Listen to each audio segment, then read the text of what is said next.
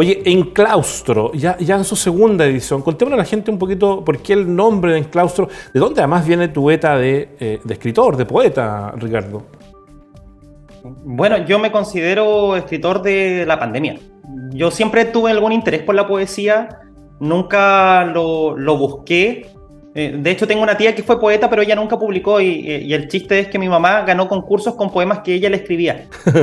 Y ella Mira. siempre lo escondió, quemó sus libros, pero siempre estuvo presente de alguna forma. Y ocurre que yo tenía una vida en Santiago, estaba trabajando, y ocurre el proceso de la pandemia, que me pilla en Temuco y no vuelvo a Santiago hasta un año después. Y en cierta medida pierdo todo. Como que estaba armando una vida y en algún minuto me doy cuenta de que tenía que retomar algo que nunca lo había hecho. Hasta que en diciembre del 2020 me enfermo de COVID. Una experiencia que, a pesar de mi edad, en ese entonces tenía 23, me golpeó muy duro. Estuve 21 días encerrado, 16 en una residencia sanitaria. Y mi cuerpo cambió completamente. Fue una crisis total, tanto en mi familia como una crisis personal. Y buscando maneras de poder sobrellevarlo, decidí y ya era el momento. Era como, si no era ahora que decidía dedicarme a algo que siempre me había gustado y que lo había hecho escondida o cuando intentaba conversarlo, como que todavía era algo que no me lo tomaba de la manera profesional como lo estoy haciendo ahora. Así que fue la excusa para poder dedicarme y también una manera de terapia. Sin duda, pero no solo la pandemia, el COVID-19 son los protagonistas, podríamos decir, de este poemario, ¿no? También, de alguna manera, lo vinculas con Temuco, con la memoria interior, con las calles. De alguna manera, el concepto del árico que acuñó Jorge Teillier está presente también en tus poemas, ¿no? Está muy presente. Bueno, no te respondí, pero Enclaustro viene de... Bueno, cuando salgo de la residencia sanitaria pasan alrededor de 40 días en los que yo no salgo de mi casa y que quedé mal anímicamente. Incluso, bueno, pensando la posibilidad del suicidio. Wow. Mi madre también, yo estuve encerrado con ella en la residencia y me tocó escuchar cómo ella se despedía porque le iban a internar en la UCI porque estaba teniendo problemas para respirar. Entonces una serie de traumas o una serie de situaciones que no se podían conversar en la naturalidad. De hecho, volví a mi trabajo después de eso y fue como una anécdota. Fue como, qué bien que estés, pero no se conversaba, o la gente con la que me rodeaba, como que le decía que tenía COVID y era como, un resfriado y ya está. Entonces me encuentro con este concepto que el claustro, que son estos espacios, como estos jardines que existen en los centros religiosos, en monasterios, donde abunda el silencio. Entonces, para mí, en cierta medida, enfrentarme a estos miedos o estos cambios que viví, fueron hechos desde la nostalgia, volver a los lugares seguros. No son poemas que hablen de una oda a la vacuna, por decirlo de una manera sencilla, pero son qué ocurre cuando sientes que se te va el tiempo y vuelven hacia ti recuerdos de amores, recuerdos de familia, sobre las posibilidades que alguna vez existieron. En cierta medida la memoria es lo más seguro que uno tiene cuando ocurren experiencias de este tipo y decidí enfocarla y, como tú dices, hay mucho de Jorge Teillier, era lo principalmente que había leído ahí. Hay otras inspiraciones como Enrique Lin, que escribió Diario de Muerte, Claudia Jara, otra poeta de la zona, bueno, nació en Coyhaique, pero es de Temuco, que había escrito un libro que hace poco cumplió 5 años, de Sobe.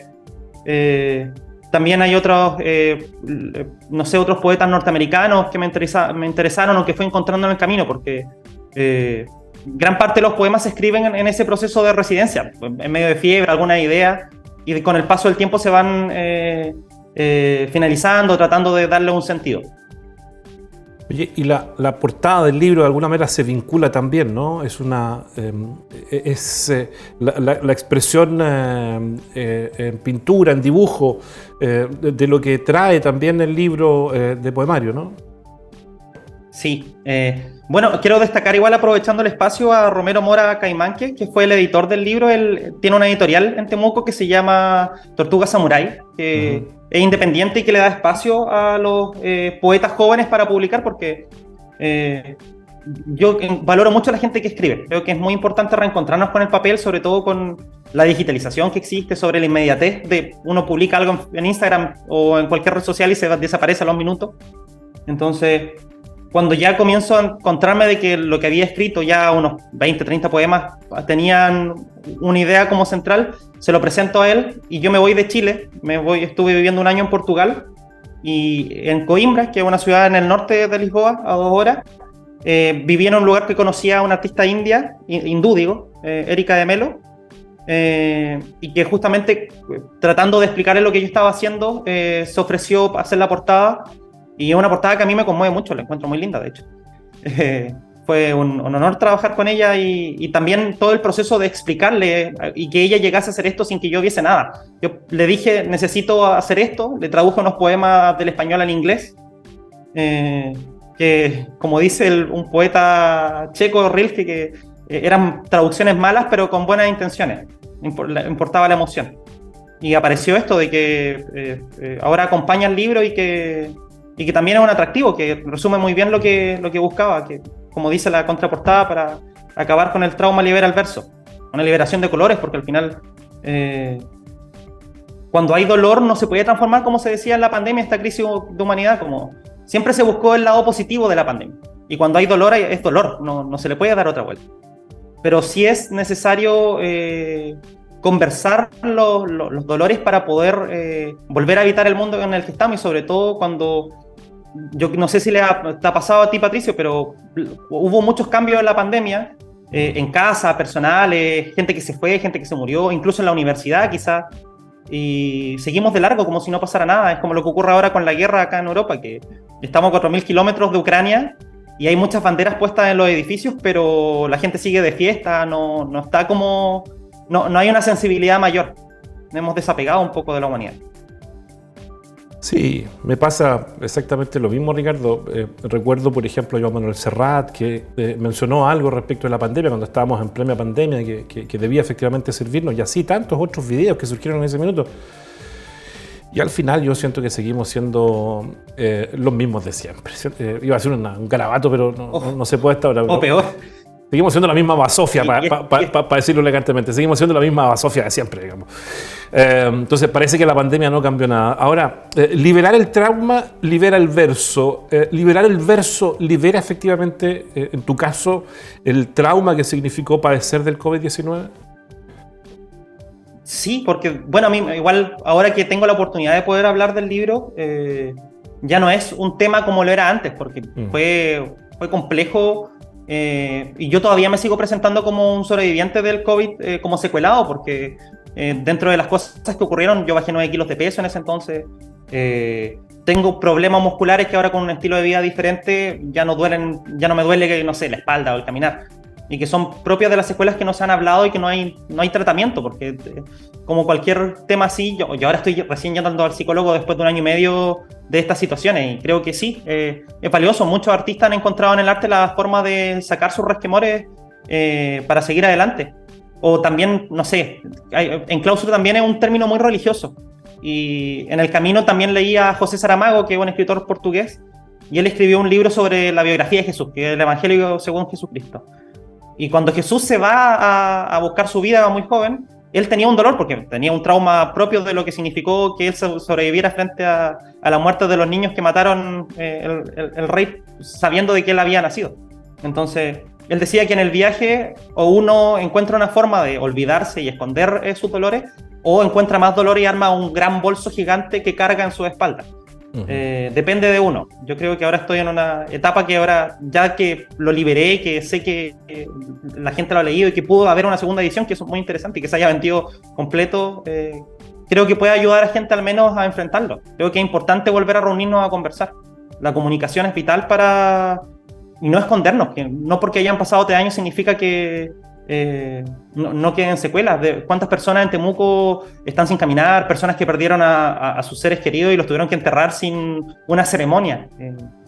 Entonces todos esos detalles marcan ese desapego a la sensibilidad que necesitamos recuperar, y qué mejor que la poesía, que es un lenguaje único. Y liberadora, además. Siempre se ha criticado que quizás la poesía es compleja, o es porque quizás no hicieron leer a Neruda, que yo ahora lo estaba leyendo y quizás no hicieron leer los poemas incorrectos, pero es una buena forma de encontrarse con otro tipo de belleza, como puede ser el arte, la música. Bueno, nos escriben a través del Facebook Live, por donde estamos transmitiendo también, Ricardo. Muchas felicidades, Ricardo, por tu segunda edición del libro. Pía Verónica, tremendo libro, dice, respecto de esta conversación que estamos teniendo con Ricardo Lave, periodista y poeta. Ricardo, ¿dónde encontramos el libro? ¿Tú estás en Temuco a esta hora, no? No, yo vivo en Sevilla, en España, hace 5 meses. Majo, Sevilla. Oye, ¿y dónde encontramos el libro? Vine a Europa a escribir. Soy hijo de clase obrera, pero como Chile, eso es interesante. Como hay muchas visas de contacto con miles de otros países, se pueden ir a trabajar y yo me vine a aprovechar trabajo online y bueno, como eso es lo que tú dijiste, hago contactos con prensa y aprovecho el tiempo, como hay 4 horas de diferencia. En las mañanas aprovecho de escribir o de leer haciendo mis cosas y por la tarde trabajo. Aprovechar las oportunidades, en el fondo. ¿Dónde encontramos el libro en Temuco, Ricardo? Está en Miralibros. Hay copias ahí. También en Érase un taller, que es una tienda independiente que queda en Andes. Muy interesante. Ahí están en claustro y los libros también de la editorial. También está su versión online a través de Amazon. Y también venta al DM, como se le dice, a través de la misma editorial que es Tortuga Samurai. Ahora, ya para ir cerrando la conversación, si bien el libro, el poemario, digamos, tiene de lo vivencial, tiene de lo experiencial, está vinculado también de alguna manera al lugar que uno habita. Estas experiencias de esta Europa, por ejemplo, pudieran inspirar la creación, del desarrollo de otro poemario.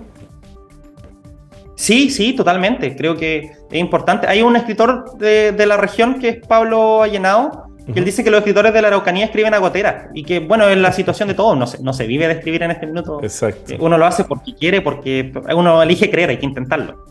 Y vine con esta idea, lo terminé acá, se publicó. De hecho, nunca he tenido mi libro, siempre he estado en Temuco.